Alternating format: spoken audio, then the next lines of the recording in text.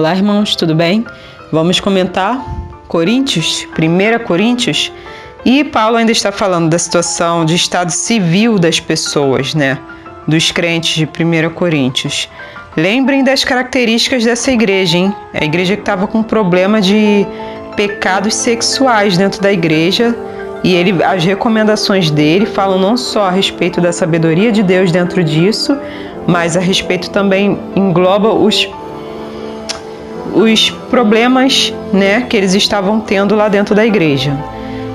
E o que ele vai falar?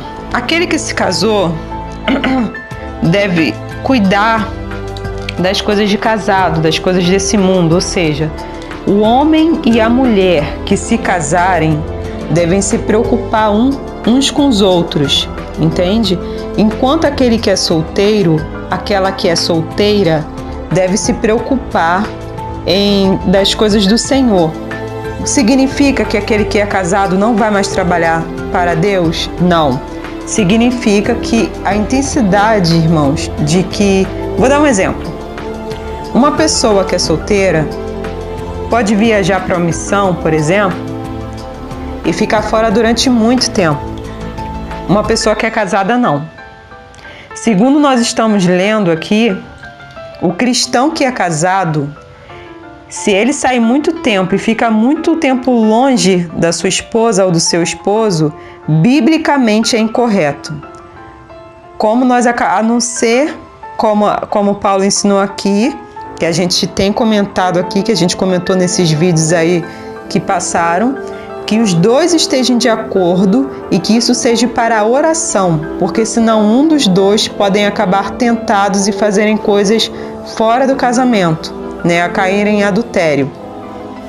Isso a gente acabou de ler aqui, tá? Não sou eu que estou inventando, a gente leu, vocês devem lembrar disso, vocês também devem ter lido, faz acho que uns 2 ou 3 vídeos para trás aí que a gente comentou sobre isso. Fica em 1 Coríntios 7:10, se eu não me engano.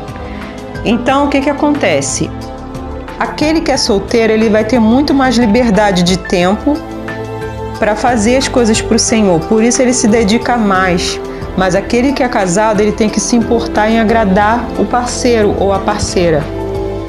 Entendeu? É uma forma de proteger a família e impedir que o mal entre para dentro de casa.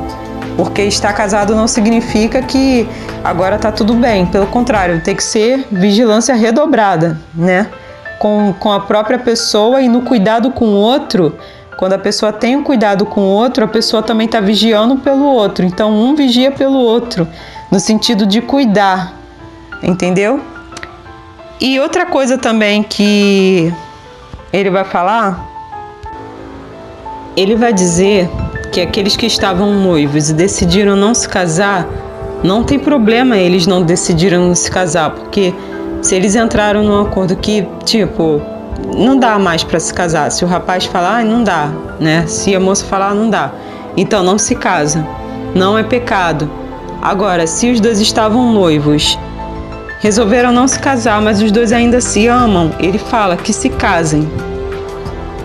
As viúvas que cuidem das coisas do Senhor, assim como os solteiros. Mas se elas resolverem se casar, Paulo aconselha que não se casem, mas se elas quiserem se casar e não estiverem conseguindo ficar sozinhas, que se casem, não tem problema, elas estão viúvas, né? E deixa eu ver, e no final ele diz: todavia será mais feliz se permanecer viúva, segundo a minha opinião, e penso que também eu tenho o Espírito de Deus, ou seja, ele estava dando a opinião dele, mas falando, olha, eu tenho Espírito de Deus, eu estou falando aqui, mas, né, com a influência do Espírito Santo, ou coisa do tipo. Então, hoje a gente finaliza essa parte aqui, e no vídeo que vem ele já vai estar falando de ídolos, né? Nós estaremos falando dos ídolos.